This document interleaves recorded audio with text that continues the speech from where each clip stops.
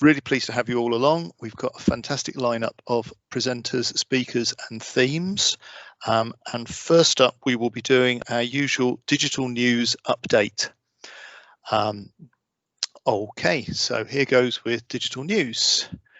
So first one of articles that I've spotted over the last few months is what's called an AEC Delta Mobility project. This is Innovate UK funded, and there are a variety of organisations involved supporting this, as you can see on the screen, creating a platform to help engage manufacturers in the early stages of design and to increase productivity on the construction project. And what I really like about this one is that we are using an open source platform so that everybody can access to it. If there are people that haven't muted their microphones, that's the bit I probably should have said earlier. If you could do that for me, please, thank you. Next up, we have another 3D Repro-led consortium, this time with Mace and Imperial College and the University College of London, Evifile and an organisation called Mission Room. Now this one, they are looking at construction management and reporting. So again, another tool that's being developed for the benefit of the industry. And this one is being led by Mace along with other project partners. So there's some really good research being done, funded by government with industry partners that we know and recognise. CITB have added digital skills to their standard for the strategy going to 2020-25. So they're working with industry to understand what is needed, and they'll be working with employers to develop models of competence. And again, I think this is really important, that we shouldn't just think about professional trades or just graduates or whatever, but if we want everybody in the industry to become digitally savvy, to become digital natives, then we need to provide appropriate training for all skill levels, all knowledge levels and abilities across the whole of the industry. Next up, Fortnite developers, Epic Games, are getting involved with IFC, which has to be good news. So Industry Foundation class will be hearing more about that over the course of the afternoon. So as part of what they call mega grant funding, they have awarded funding to Tridify in order to publish a system that would automatically publish IFCs onto Unreal Engine, their gaming engine. So again, there are lots of businesses that are involved using gaming technology and Unreal Engine for that matter. And this is a real big step forward again going forward. So you have the ability to stream the model directly to a device without actually having to download it. So again, taking the need for expensive or cumbersome or heavy software on your actual device, it's all being done through the cloud as a streaming service. Hot off the presses from yesterday's BSI conference, courtesy of Dan Rossiter, BSEN 17412 Part 1 has been published. Why is this one important? Because this one defines level of information need in terms of concepts and principles.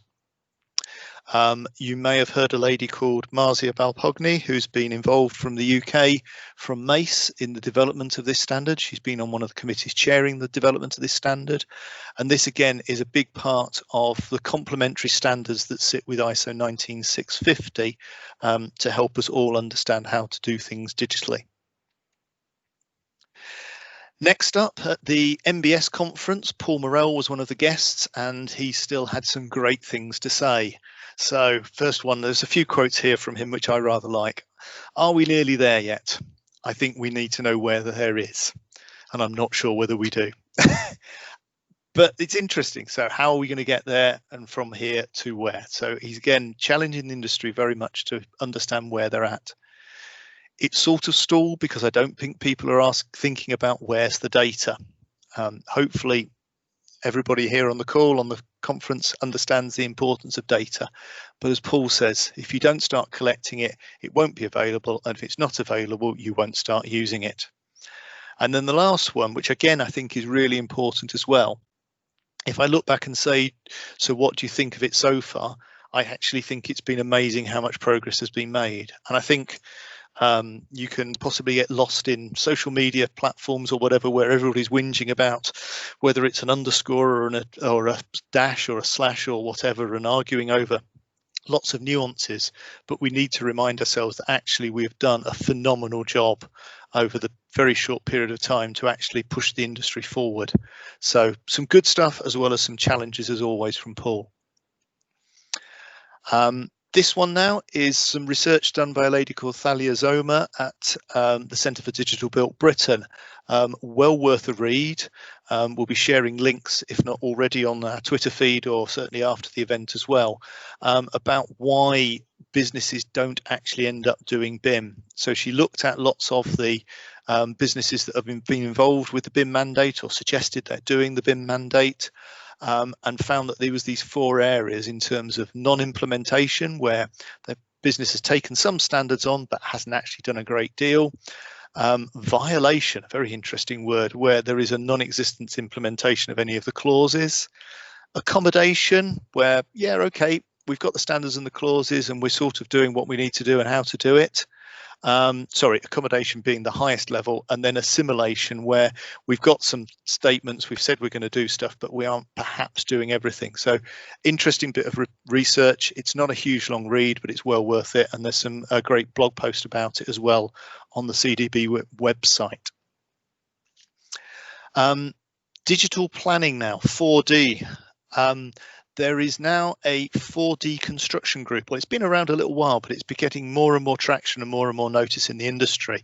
So well worth exploring, having a look at. It's an international organisation with all sorts of interested parties relating to the whole gamut of construction, not just the planners, but understanding also and helping to explain what 4D means, what that sequencing process is, rather than necessarily just thinking, oh well, it's a video, that's all it is, but all the other things that actually adding time to a model can do and how it can help businesses move forward and projects move forward.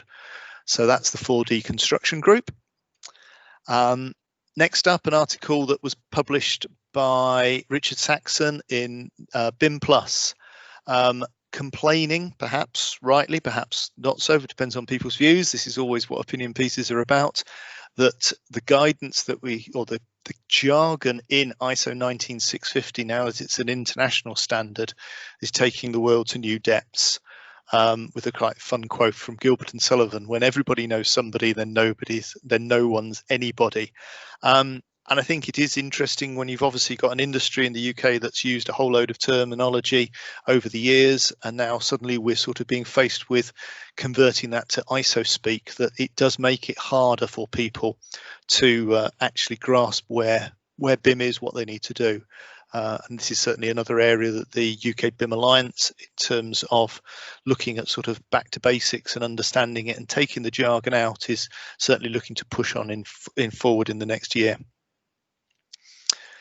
Fun bit of tech now from Hilti, who have enabled what they describe a BIM-enabled construction robot. So assuming you have a good constructible model, so you've got that level of accuracy for where you need to actually be drilling the holes, then this machine will go and plug itself in the right place in the building and drill those holes in the right places for you. It also even marks them up according to trade afterwards, so you know whose hole is whose, rather than, again, one trade seeing a line of holes and thinking I'll just fix all my hangers off that, when it's actually for a different trade. So interesting bit of technology, again, just another way of using that digital data, that rich digital information out of models to help work on the sites. And then we have another opinion piece that I saw recently from an American site, in terms of calling about soft skills for CAD managers. So are yours users complaining about their software? Is upper management pushing back on cost? Are the project managers griping that things are moving too slowly? I'm sure we've all heard these sorts of questions in the offices or on sites. And some interesting and timely reminders here. So no, you can't fix everything at once. You're going to have to work through it. You need to speak to the right people at the right time and in the right language. Again, very much critical, and I'm sure a theme that will come out over the course of this afternoon. You can establish departmental linkages to help resolve issues. So departments do not have to be silos. You need to work out how to actually move things, information across different departments and save that hassle and energy. And you need to recommend solutions based on data, not opinions. So you need those right answers, the right information, so that you can make the right decisions.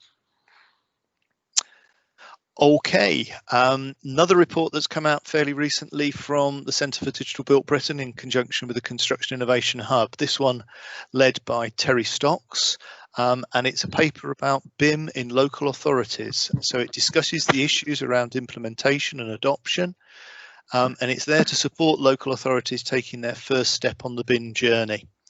And there's follow-up work being done in terms of a video and also an interactive digital roadmap to help teams as well. So again, just making sure that all parts of the industry can see the benefits. Last couple of bits and pieces for me now. So Atkins have developed a real-time planning service with the Greater London Authority. So again, this is starting to think about probably more about smart cities than digital twins. Nobody's really doing digital twins quite, but this gets you a long way towards actually understanding the information that's out there, bringing 35 planning authorities together into one data set, and then from that you can start to think about other things you can use this data for. So it will speed up the process of and reduce costs. It's again built on open source, so people can then take the data and do other things with it. But then the other ones that I was really pleased about in this was this quote to say, the quality of data is essential and will be closely monitored with built-in technical checks to avoid poor quality data wherever possible. So again, making sure that it is the right and good information that goes into the system from the start. So having talked about London, we now also hear from the Scottish Futures Trust that Scotland is also in the process of now developing a digital planning portal for the whole of Scotland as well. So again, a really good and important resource for people to understand what's going on, what planning applications are in place and the processes that are going through. So those are all of my digital news updates. What I would like to say before I finish this section is a little project that we did with the UK BIM Alliance Technology Group. So this is the group of all the technology vendors that have signed up to join the UK BIM Alliance, some global names, some UK names, and they were all asked a very simple question for today's conference of what does interoperability mean to you? And I'm very pleased to say that the following 13 on screen have provided a VoxPop video of around a minute each. These we've been posting on our Twitter feed, on the thinkBIM Twitter feed in the days leading up to the conference. And again, these will be available in the future for people to go and look at. And there's some really interesting and different takes on the question. So all around the theme of interoperability, but the specific responses are all very different in their own way. Really pleased to have done that, and many thanks to Paul Wilkinson at the Technology Group Chair for helping that happen. Okay, so from my digital update, move to now some UK BIM Alliance sort of housekeeping updates, special stuff, and points for noticing that I haven't changed my slide from September. This is the December update. Okay, UK BIM Alliance affiliates. There is a growing number of affiliates. These are professional institutions and trade associations who are working with the Alliance. Personally, I think this is a really powerful part for the Alliance, that if we can join up with these professional bodies and trade associations, institutions, and get a common message and a specific message to their membership, I think this is the way that we really can possibly start to get the message of digital transformation at scale across the industry. So if there are any of you on the line that are in the Yorkshire and Humber region where thinkBIM operates and are members of these organisations, then we'd really like to have a chat with you to see how we can perhaps do things at a regional level to support the national programme that's being developed. Next up, again, launched yesterday at the BSI BIM conference, is the Plain Language Guide for Manufacturers. This is a UK BIM Alliance project delivered through the IET by Rick, Paul, Patricia and Sue. There are a fantastic blog resource with lots of discussions and live chats that they ran over a series of weeks on the IET's website at that blog piece. And then also, if you use the hashtag manufacturers PLG, Plain Language Guide, you can again see all the great information and work they've been doing there, and some really good resources in that, again, trying to support manufacturers and help them understand it, as again, in those plain language terms, not some detailed set of anagrams or other stuff that just is impenetrable to them. Okay. Finally, then we have upcoming UK BIM Alliance events. So recent ones that took place were the forums back in September. They were involved in the UK Construction Week and Digital Building Week. All of those presentations are available on the Alliance's YouTube channel. There was also the Building Smart International Virtual Summit that UK BIM Alliance supported through their membership of the Building Smart. So there's lots of resources there. And then looking ahead to future events, on the 9th of December, there's a BIM for Legal event. On the 15th of December, there's a Building Smart UK and Ireland Chapter Assemble 4 event, their quarterly get-together. I believe sometime in December there will be a UK BIM Alliance forum. The date's unfortunately having to be changed at the moment, but I'm sure that will be publicised soon. And then looking to head to January, there's a technology group meeting for the technology eventers.